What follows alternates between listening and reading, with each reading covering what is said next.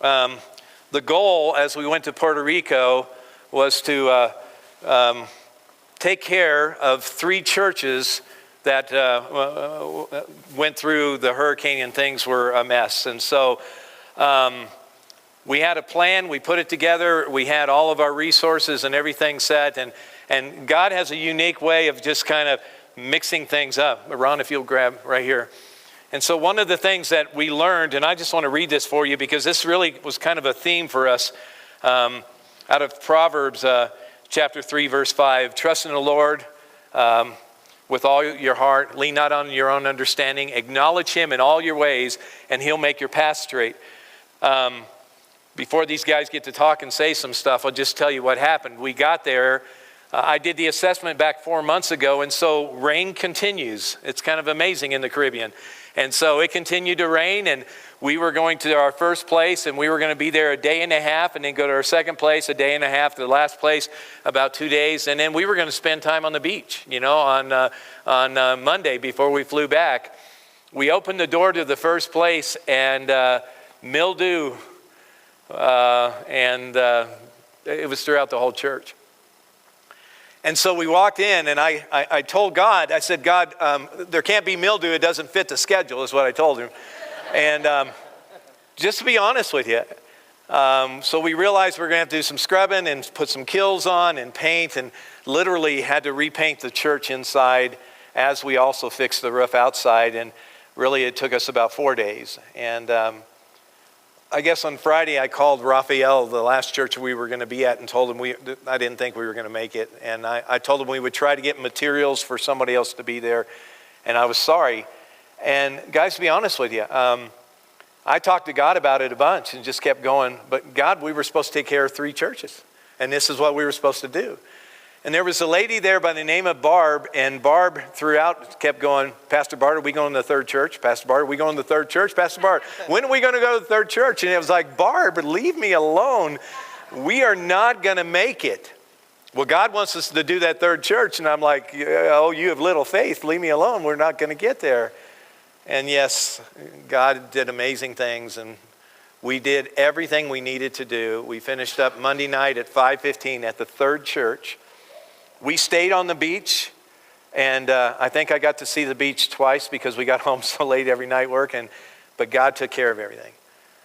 And even as all of this was coming together, he just watched over us. I was sharing with my class this morning, I put a bid together, knew how much every place was going to cost. I went on a Home Depot site, got the bid, and as I bought stuff, everything was half of what I had in my bid. So who does that? God does that. On Monday, Ron Mestis here calls me and says, Bart, I got to come by. I want to show you just before we leave. And he had been with somebody, and he said, I had to check and make sure that this was verifiable and it was good and everything else. And he comes to the office, and he brings a check Monday before we leave, a certified check for $2,500. And I've been telling you guys, God's been putting it together. Well, we knew when we got there was going to be other things that we were going to have to take care of. We got there, and there's some air conditioning units that needed to be replaced, and they were more expensive than what we thought, and I couldn't order them. I came back and did all the paperwork, and we have the money, and it's been sent, and we're going to be able to do some more things. So God was all over this thing, just absolutely all over. So I'm going to let these guys kind of share a little bit about their adventure. It won't bite. Maybe it might bite you, Ron. Yeah, we got it so we can record it. Yeah, we have to have it for that. So I'm going to start with you, Dale. Talk to us about what was the greatest barrier you faced in deciding just to go on the trip. And you're going to have to use the mic. Okay. I've wanted to go on some of the previous mission trips, and I guess never was able to because of work. And the minute I knew that you'd gone down and done the assessment, I talked to my boss, who happens to be my son, and said, hey, come the end of February or sometime around then, there's going to be a mission trip coming, and I want to go on it. So I suppose that was the biggest barrier, just to get the time off. It's tough to take a week off. Yeah. Everybody knows that. But I twisted my son's arm and said, hey, this is the way it's going to be. And fortunately, he said, yeah, okay, go ahead. Have a good time. So it's a great thing to go on, probably the toughest.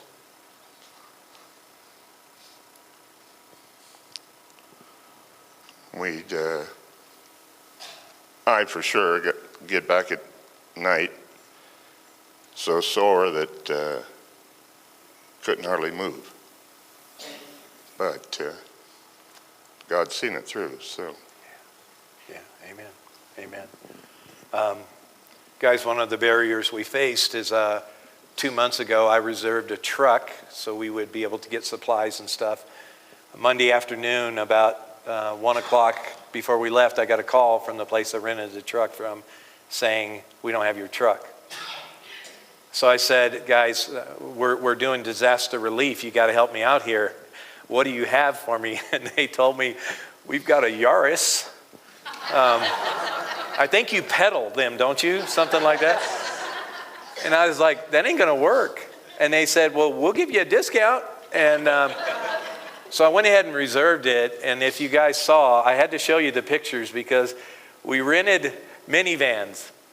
And there was times we were going down the road with a minivan, and if it had been at night, we had been calling small aircraft down and things like that. But God just took care of us. But it was a barrier. And I was just like, are you kidding me?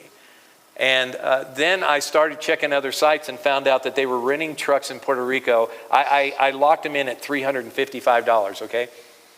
They were renting trucks in Puerto Rico for $1,600 a week. And now I know why, conveniently, mine was gone. But we didn't know how we were going to do all this stuff. The one picture you have up there, those are 12-foot long sheets of tin, and we couldn't do it in the United States. Dale held on to them, and we drove down the road with those hanging out of the back. So it was amazing. Ron, talk to us about how did God confirm his presence in San Juan with you? So many things were taking place in my life as I was down there. I'd be looking, I'm glad I was sitting in the back seat of the van because I kept looking at everything, and all I could focus on was how devastating this place was, and all I could imagine was how all these people lost everything they own. And I was like, and I kept shedding tears in the back seat, and I'm glad they didn't see me because I spent most of my time in tears just thinking about just thinking about everything that was going on around me. And we went to a church service on a Sunday morning, and as we was in that church service, I was in the front, and I was like, wow, I'm doing pretty good so far. And then next thing you know, I start focusing on the people that were out, not in the church, that were out in there looking for places to live and stuff like that. And the tears started coming out, and I could not contain them. And it's like I was washing my face with tears because I had so many tears. And then the pastor comes up to me and asks me if I could step out for a moment. And Bart and the other guy was sitting next to me was wondering, well, this is the first time I've seen somebody escorted from church. And all the time I was just trying to contain myself. And what he wanted me to do was help somebody move some stuff. But I was so blessed just to be down there. And Bart was telling me, because I kept crying. He says, well, that's because God removed a heart of stone and gave you a heart of flesh. And I was like, wow. Yeah, good stuff. It was hard, guys. And usually what we try to do when we go on a mission trip is we really try to at least have one day where we, go recoup. And we just didn't get that chance. Being there with the ocean right behind us, somebody asked me at Home Depot, have you gotten out in the water yet? Last Sunday we sent a video because I heard you guys had snow, and I just wanted to make sure you could see we were suffering for God with the beach behind us. But we just didn't get out there. And part of it was we really did work a lot. And Dale said it, we got back and we slept hard. And really when the morning came and the alarm would go off, you're just like, please don't let that be real, But the other side is, and especially these guys, I was so impressed with them. They just worked. And really represented our church unbelievably well as they loved on people and they served and they just took care of things. And I know it was hard. I think I sent something to Kyle just to put out in the prayer, and I put in there, we've all realized that we're not in construction shape. And we realize that every single day. And I don't think I want to be in that shape, to be honest with you. So it was amazing. Share with us an example of answered prayer this last week. Well, the whole trip, like you say, we got there and there was more devastation than we expected at the church. More stuff happened over the 4 months since you'd been there. And just to get everything done, I mean, it's definitely a God thing. The first church that Pastor talked about and that we went to, they had tarps over the roof and a wood frame, and we had to take all that off and seal and reseal, and then there was gravel up there as well that we weren't expecting, and repainted the entire church, and actually painted it twice because we had to put kills on first, and our group from Texas, from LaGrange, Texas, fabulous team members, 3 gals basically, painted the entire church twice after going over it with stuff to take the mildew and stuff off, while we worked on the roof. And then I think it was about the middle of the second day we left them and to go to the second church and start that. And I mean, it's just amazing what God can do with 9 people. One of the unique things that happens there, and for the guys that went out last March, is that in Daniel's church, if you go and help in different things, they pray over you individually. And so you line up in the center aisle, and all these people come and they pray over you. And they're praying over you in Spanish, and so you're like, God, I hope they're praying good things for me, It was amazing. Absolutely amazing. And so I sent a video to my sister-in-law who was there back in March, and the lady that was praying over, maybe you, I just sent this video, and my sister-in-law said, that's the lady who prayed over me. She prays powerfully. Just amazing. But it's one of those cultural things that they do a little bit different than what we do, but I'm telling you, it is an incredible thing. The other thing that they did is they fed us really, really well. And some food that we had never eaten before. And so we were hungry and we gave it a shot. And it was amazing too. So cultural stuff, you're always asking somebody, you're always doing something. These guys were great. It was like, you want me to go in and at the convenience store? And they go, no, we'll handle it. And so somehow they always got out without getting thrown in jail and different things like that. And they bought their stuff, but they had to communicate on a different level. And it's always fun when you go to a different country because some people get you and some people don't get you. And so it's one of those really cool tools that happens in a different culture. Who did you mesh with, Ron, on the trip? And why did you mesh with them? Who did you connect with on the trip? What I connected a lot with was Kevin, because Kevin was my roommate. And this guy was so encouraging all the time. He says, I'm going to get up in the morning and I'll make you some fresh coffee. And the day I was leaving, he says, everybody else says, I'm going to say goodbye to you tonight because I don't want to get up that early tomorrow. But he says, I'm going to get up tomorrow because I want to see you before you leave. And he was just such an encouragement, that guy. And he was such a blessing to me. And one thing I want to mention is because my buddy Dale over here, he set me up down there. This is where I got the name Wilson. For some reason, he just told me, he turned around and said, hey, Wilson. I said, what? And I said, where'd you get Wilson from, Wilbur? And when he started telling me about the movie Castaway, And he says, if it wasn't for Wilson, Tom Hanks would have probably died on that island. And he was telling me that's who I was. So Bart set me up also. We went out to eat. I would never do that. Yeah, I would never do that. We went out to eat one night, and he said to the waitress, her name was Cassandra, he's told her, why don't you just give the bill to Wilson? So she started telling him about the movie, and he said, see, everybody knows Wilson. And when we left, after we finished eating, Bart and Dale got up to walk away, and I was walking away too, and she calls out, she goes, Wilson, wait a minute, because she had to go do something. And then she goes, oh, never mind. So I said, because they're already leaving, And she says, wait a minute. So she came up to me and she goes, can I give you a hug, please? And I said, sure, go ahead.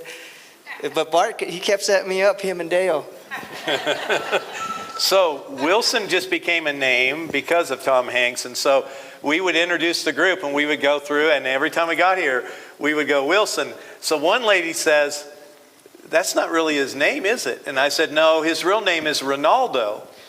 And they went, oh, Ronaldo. And then she looked at him and looked at me and said, is that really his name? I said, no, it's Wilson. And she goes, I don't like that name. And I said, he doesn't either. That's why we use it. So he became Wilson during the trip. We looked for a volleyball to give to him before we left, or a Wilson volleyball, but we never could find one. So when you see Ron, just call him Wilson. Life will be great. Yeah. I found a golf ball that said Wilson on it and gave it to him too. Wilson's staff. Yeah. So who did you mess with?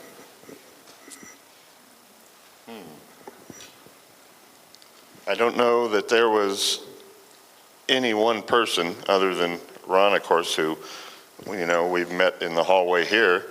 But I guess if I had to pick one, I'd have to say it's Ron. Didn't know the man at all, really, other than just say hi as we passed. But we pretty much worked together all week, side by side. For tearing the roof off, we're both there. Just everything. Putting the roof in, he's handing me panels, and I'm putting them in, drop ceiling. And so I got to spend a lot of quality time with not only Ron, but the entire group from Texas.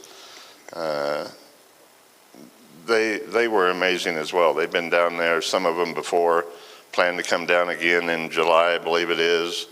And maybe there's a group from here going down again in July. So all of you make your plans now. We'll just have the whole church down there, and things will be great. But maybe in July we'll get to see the ocean. That was one thing that the first night when we got to the house we were staying in, Bart says, now look, we're going to work 8 to 4, and then we're going to come back and we're going to enjoy this. Never happened. We seen the beach in the daylight Sunday, and then I think that was it. Yeah. So, I think it would be Ron. Yeah. So Dale gets up in the morning, every morning early, sat out on the deck and did his quiet time with the ocean breaking in. How about that? That's pretty amazing. We went to bed at night hearing the waves crash.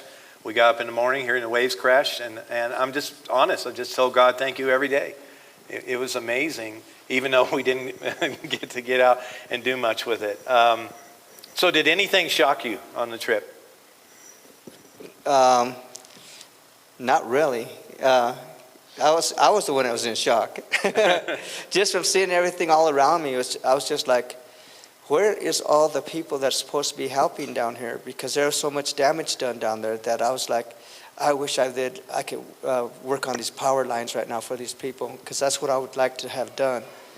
But I wasn't with the crew that did stuff like that, and because the power is already down, so I wouldn't have to worry about getting electrocuted. But things like that would really make you want to do something. It's like, man, I wish there's...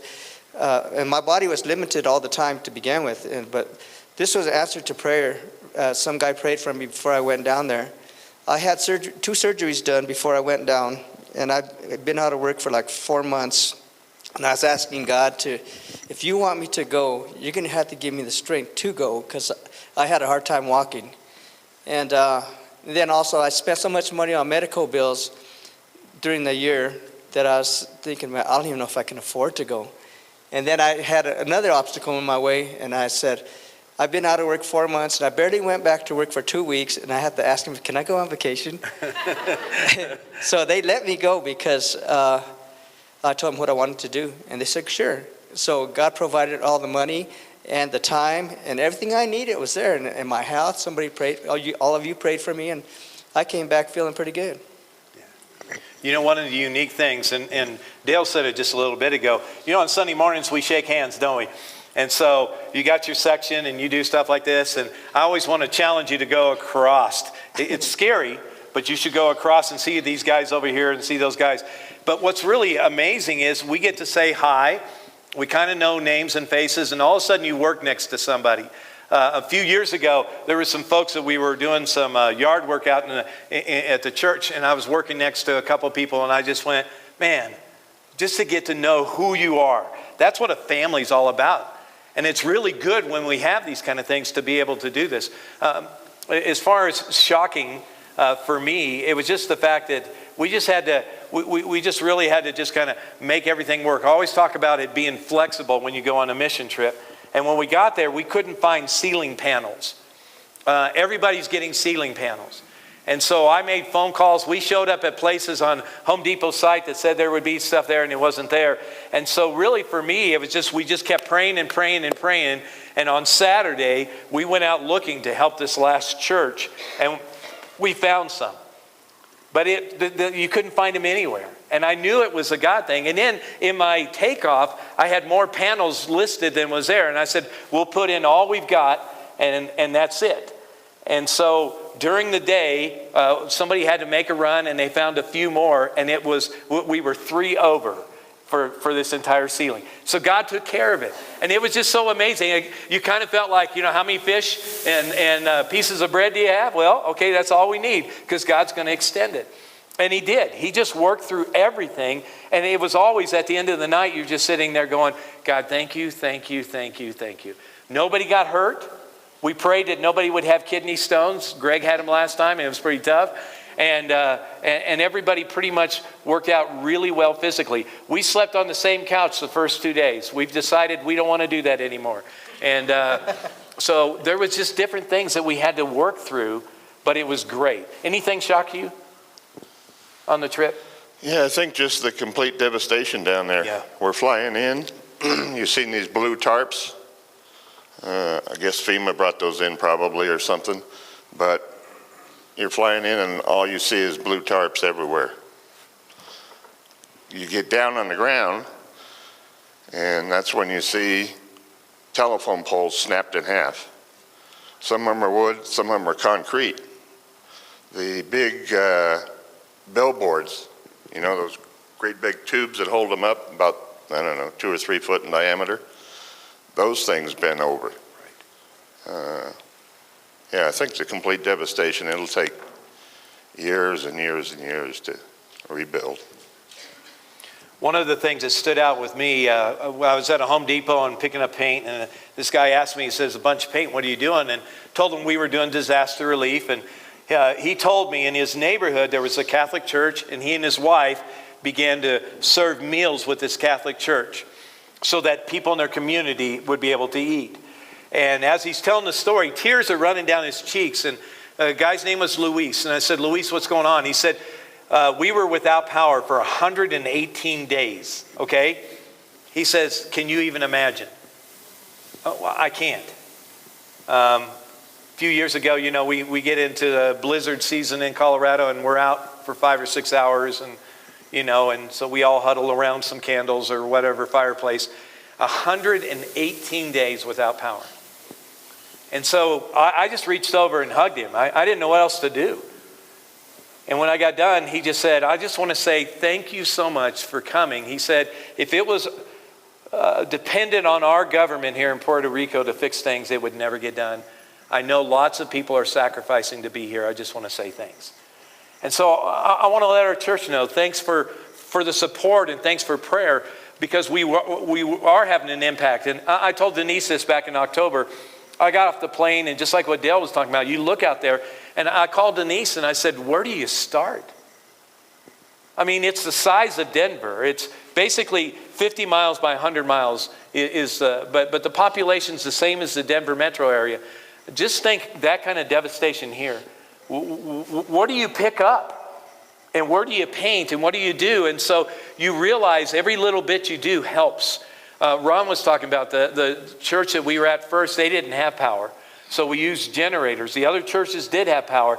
And I put in the video, there was a line crew from Florida, and they were setting poles right there while we were having worship on Sunday last week. And they said it would be 2 to 3 days and they would have power. So they've been without power now for 4 months in that area. Isn't that amazing? And yet God gives us a chance to be able to just, a little salve is the way I look at it. We got to put a Band-Aid over a few of the things that were going on. Let's talk about the worship service on Sunday. Dale, what touched your heart the most last week?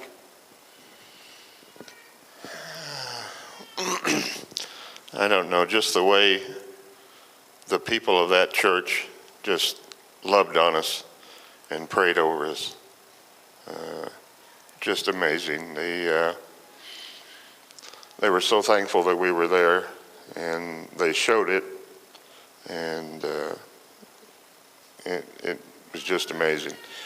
God's not only here in the United States, God's in Puerto Rico. It's good to hear, isn't it? And he's in Africa, and he's in Europe, and he's in Antarctica. Sometimes we forget that stuff, don't we? So, how about you, Ron? The hardest part for me down there is during that worship service is like I just kept thinking about the people down there, and the more I thought about them, the more tears came out. And so when they were praying for me, I said, "Thank God, everybody's eyes are closed," because I just kept crying too much, and just thinking about the people. And I never thought I had that much compassion for people before until I've been down there, and it's just like. I felt so humble all the time. It's like I felt like I was weak because of being like that. And just knowing that God He puts me in a place that I never think about to where He's showing me He loves me. And how He loves the people around me and how He's using me to help encourage people around me. And I just thank God that He gave me this. If it's a gift or whatever, just to reach out to somebody, I just thank Him for that. One of the things that stood out again for me is we don't understand the lives that we touch every single day. Some of you go to the same teller at your bank every single day, and you put a smile on your face, and that may be the only smile that they get. I wear a little bracelet. It's kind of weird, and my wife tells me it's tacky and I need to get it cleaned. But a number of years ago when we were in the Dominican, a guy gave it to me. And I was talking to him about our trip to the Dominican, and we were in a marketplace, and he said, "I want to give you something to remember me by." And so he gave me this thing, and I put it on, and I said, "Well, that's kind of nice." And he said, "I want to let you know you're my brother from now on." I said, "Okay." And, it was nice, and I put it on, and then he stopped, and he said, "You don't understand the impact that you're having on those that you're not even ministering to. We hear your story, and it gives us hope." And so just think about the folks tomorrow at King Soopers. Think about the people on your job that you just get to put your arms around sometime and just say, "I know it's been a tough week, and I'm here for you." And that's the stuff that helps remind you that as a body of Christ, we are salt and light wherever we're at, whatever we do. We get to impact people's lives. And Ron said it. You know how humbling it is? We are working our tails off. And on Sunday morning, they're praying over us, and we feel like this tall. And just thinking, I'll give you everything, I'll do anything for you. Just because they were loving on us. And guys, the same thing. We have the same atmosphere around us. We've got people around us that need Jesus. And they need to see that same hope come from us. We're going to do one more question and then move on to the Lord's Supper. So, what would you do to encourage others to go on a mission trip?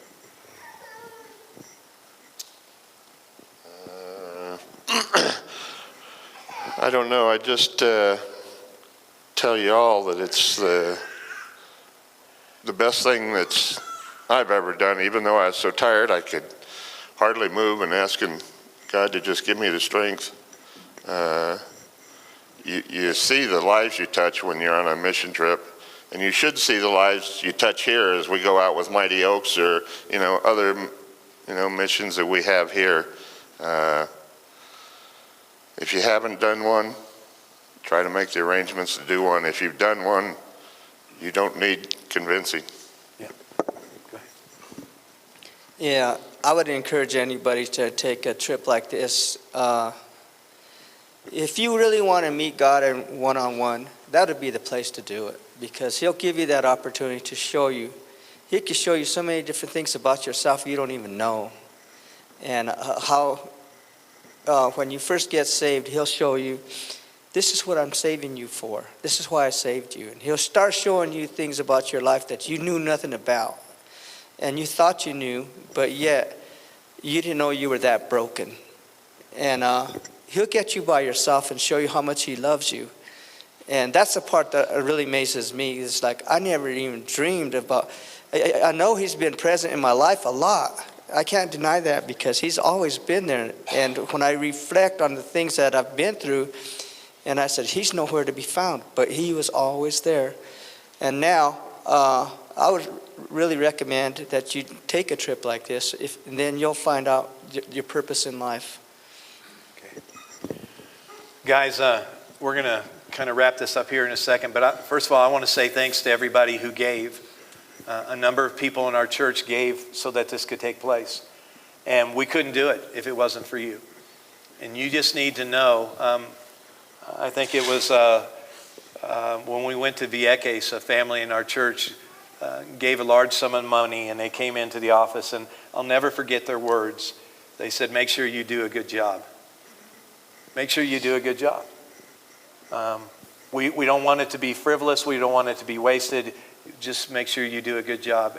And I just want to let you know, those that gave, we worked hard. 3 churches are meeting today because they don't have leaks. I talked to one of the pastors yesterday, and he said, since you guys left, there's been torrential downpours. And I went, okay. And did the roofs hold? Because we left. And he said, there's not a drip. And it's just like, God's good. Because it wasn't our skill, it was God taking care of it. So you just got to thank the Lord for those kind of things. The other side of it is this. There's always that worry part. I didn't know what finances and how things were coming together, and there was a bunch of things going on. And I told you guys a couple weeks ago, within a span of a week, like $6,000 came in that we weren't anticipating. And then the $2,500 came in. And then while I was gone, $1,500 came in. And we were able to do that stuff because people give. And so if you're a giver, just know that you were an extension. And everything that took place there, God used you mightily. Secondly, prayer warriors, thank you, thank you, thank you, thank you. Wilson didn't fall off a ladder the whole time we were there. It was a good thing. Nobody got hurt. We didn't even hardly get, I came back and somebody said, I thought you'd be Tanner, Well, God protected my face, or whatever. He did a great job. And so thank you for your prayers. And then also, church, thank you for the support. This is something that's huge. And so if you've never done it before, don't know when the next trip's going to be, but when we get there, all those little barriers that you thought about, there's a guy in my Sunday school class, and I won't call his name out, but he says, I don't want to fly in a plane to Puerto Rico because I just don't want to do that. And I'm praying that God releases him, and our next trip, he goes with us because it'll change your life. God does amazing things there. So church, thank you so much. You guys got anything else you want to say? Nope, just thanks for all your prayers. All right. I do. Oh, no. I want you to tell him what you told Doris my name was. Oh, I did. No, you missed Ray. it. Yeah. Oh, okay. So, all right. He likes this part a lot. So in Spanish, king is rey, and so we finally got down to calling him Rey some days. He says, he'd walk around and say, my name's Ray. And I go, no, you got to roll the R. And he's like, I can't do that. So he kind of liked that. So at one spot we were doing something, and he goes, look at all my subjects kneeling down to me.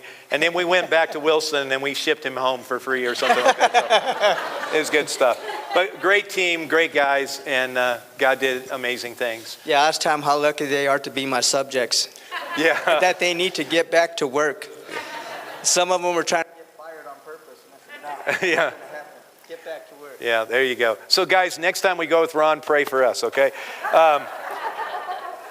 I'm going to let these guys move down, and guys, just as a body, I want to read something to you out of Hebrews chapter 10, and ask the guys if they'll begin to move forward as we get ready to take the Lord's Supper this morning. One of the unique things about being a part of a church is we're a family. It was great worshiping with those guys on Sunday, but man, I miss you guys. And it's been fun all week. The birthday wishes and all that stuff's incredible. But I just want to tell you, I love my family, and this is my family. And when we do the Lord's Supper, basically as a family, we're coming together and we're remembering what Jesus did on the cross. I want to read out of Hebrews chapter 10, and just a reminder of why he even came. Hebrews chapter 10 verse 1 says, the law is only a shadow of the good things that are coming, not the realities themselves. For this reason, it can never, by the same sacrifices repeated endlessly year after year after year, make perfect those who draw near to worship. So we know from Scripture this, is that there was a system, and the system was put in place for the forgiveness of sin. But they had to just keep coming back over and over and over and over and over and over. So I had a bad week, so we sacrificed a dove. We do some other things, and we have to sacrifice this. And it continued to happen. And what God was saying is, it takes blood to forgive sin. And so we saw this thing going on and on and on. If it could have solved everything, it would have. For worshipers would have been cleansed once for all and would no longer have felt guilt for their sins. But those sacrifices are an annual reminder of sins because it's impossible for the blood of bulls and goats to take away sins. And for hundreds and hundreds of years, that was the standard. Therefore, when Christ came into the world, he said, sacrifices and offerings you do not desire, talking about God. But a body you prepared for me. With burnt offerings and sin offerings, you were not pleased. And then he said, here I am, Jesus. It is written about me in the scrolls. I have come to do your will, O God. So this morning, we're going to celebrate somebody who came and sacrificed himself for you and me once and for all. Amen? We don't have to do this. We don't have to have a high priest standing between God and us and sacrificing repeatedly over and over and over for us. We have a once and for all sacrifice in Jesus Christ. So this morning, as we remember that, remember what he did and how incredibly complete his sacrifice on the cross was for us. I'm just going to give you a few moments just to bow your heads and be prepared. And just make sure, God, I want to make sure my heart's right. And I don't want to diminish anything that you've done. And I want to thank you that you died on the cross for me, canceling all of those sacrifices. And for all time, one time, you gave your life so that I can have life in you. Let's just take a few moments, guys, and get ready.